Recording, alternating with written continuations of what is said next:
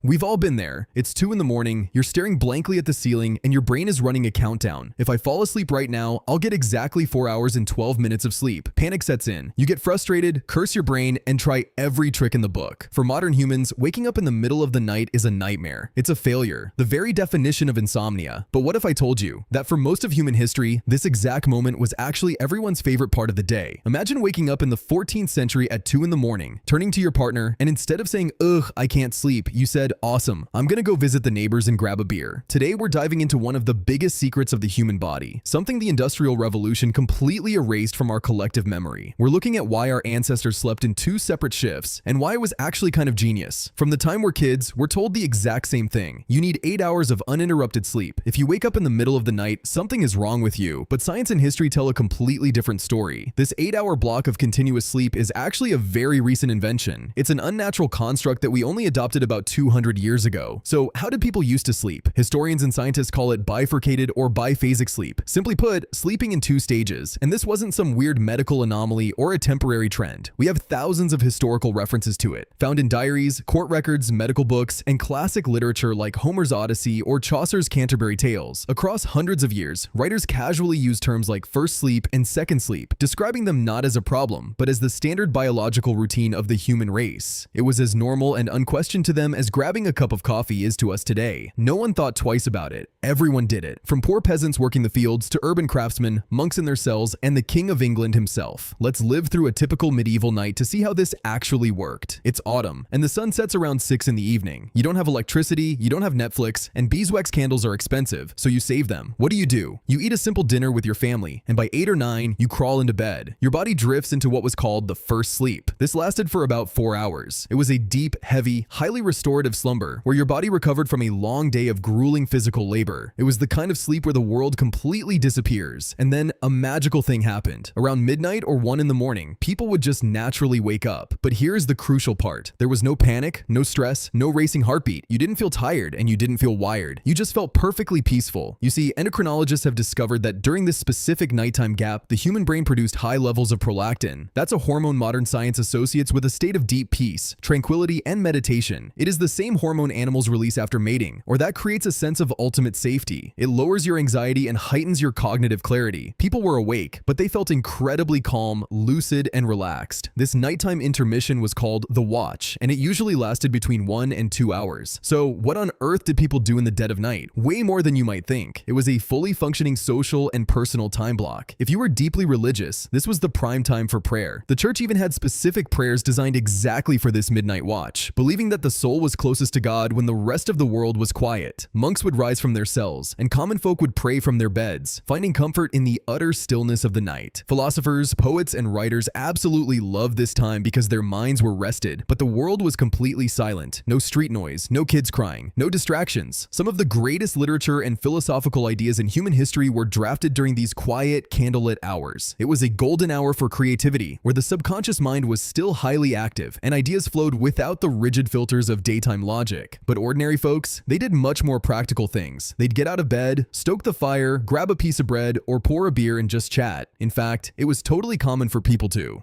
leave their houses and go visit their neighbors. Imagine walking down a narrow medieval alleyway at 1 in the morning. The air is crisp, the moon is bright, and you see dim lights in almost every window. People in their nightgowns are leaning over wooden fences, sharing gossip, checking on each other's livestock, and borrowing tobacco. It was a time for quiet socializing without the pressure of the workday. Neighbors would discuss town matters, settle minor disputes, or simply enjoy each other's company without the exhausting rush of daytime chores. And then there's the biological side of things. Medical manuals from the 16th century explicitly stated that if a married couple wanted to conceive a child, the best time wasn't at the end of the day when everyone was exhausted from working the fields. The ideal time was during this midnight watch, when the body was rested, the temperature was cool, and the mind was completely at ease. People used this time to think, to reflect on their dreams, to do light household chores like mending clothes, chopping kindling, or organizing tools for the upcoming day. It was an incredibly productive yet low-stress period. Around 2 or 3 in the morning, as the prolactin levels began to dip and melatonin began to rise once again, everyone would crawl back under the covers and drift into their second sleep, waking up refreshed right as the sun rose. And they felt amazing. They didn't need alarm clocks because their bodies moved with the natural, undisturbed rhythms of the earth. So, What happened? Why are we now staring at our bedroom walls taking melatonin pills instead of having a midnight beer with our neighbors? The answer can be summed up in two words: Industrial Revolution. At the end of the 18th century and the beginning of the 19th, the world changed drastically, and it changed fast. First came street lighting, first gas, then electricity. The night suddenly stopped being a dark, uninviting place reserved for rest. Cities stayed alive long after the sun went down, and people started going to bed later and later, pushing their bedtime past the traditional 8 or 9 o'clock mark. This artificial light physically altered our brain chemistry, tricking our pineal gland into suppressing melatonin production, which effectively delayed our natural urge to sleep. Second, and most importantly, came the factory system. Industrial capitalism demanded absolute efficiency and synchronization. Factory owners couldn't have workers leaving the assembly line or the textile mills in the middle of the night to go home for a 2-hour nap and a chat. They needed continuous labor to keep the expensive steam engines and machinery running constantly. For the first time in history, human time was strictly chained to the mechanical clock rather than the sun. Efficiency experts realized that to get the most out of a worker, that worker needed to show up at a specific hour and stay energized for a massive shift. The concept of time became commodified. It was literally converted into money. Waking up in the middle of the night was rebranded. It was no longer a beautiful, peaceful time for reflection. It was labeled as a waste of time, a medical issue, or a sign of laziness. Medical texts began to classify nighttime waking as a disease called sleep maintenance insomnia. In just about 3 generations, a thousands of years old biological rhythm was completely wiped out from our culture, replaced by a rigid, synthetic routine designed to maximize industrial output. In the 1990s, a scientist named Thomas Weir conducted a fascinating experiment to see if this rhythm was gone forever or merely suppressed. He placed a group of modern people in an environment with no artificial light for a whole month. They had 14 hours of darkness every single day, simulating winter conditions before modern technology. And guess what happened? Within just a few weeks, without any prompting, these modern humans naturally reverted back to biphasic sleep. Their bodies remembered the ancient code. They started waking up in the middle of the night for an hour or two, exactly like people did in the Middle Ages. They reported feeling a level of daytime alertness and mental clarity they had never experienced in their modern lives, proving that our biology hasn't changed. Our environment has. This historical shift has massive implications for how we view health and wellness today. Millions of people suffer from what they believe is chronic insomnia, spending billions on sleeping pills, sound machines, and specialized mattresses, all because they wake up at 2 in the morning. We treat a perfectly normal biological state as a psychological crisis. When you look at the historical data, it becomes glaringly obvious that the anxiety surrounding waking up is actually what prevents us from falling back asleep. The moment we start stressing about the clock, our body releases cortisol and adrenaline, which completely destroys the peaceful, prolactin-driven state that our ancestors enjoyed. We are fighting against our own evolutionary design, trying to force a complex, fluid biological system into a strict industrial mold. So, what does this mean for you next time you find yourself awake in the dead of night? The next time you wake up at 2 in the morning and find yourself tossing and turning, don't get mad at your body. Don't turn on your phone. Don't look at the blue light, and don't panic. Your body isn't broken. You don't have a medical disorder. That's just your inner medieval peasant waking up for the midnight watch, pulling you back into alignment with thousands of generations of human history. Instead of fighting it and stressing over the numbers on your alarm clock, lean into it. Get out of bed, make a cup of herbal tea, read a few pages of a physical book under a dim light, or just look out the window at the stars and let your mind wander. Treat this hour not as lost sleep, but as found time, a rare, beautiful sanctuary of absolute quiet in an otherwise hyper-connected, noisy world. It is a gift of solitary peace that our modern lives rarely allow us to experience.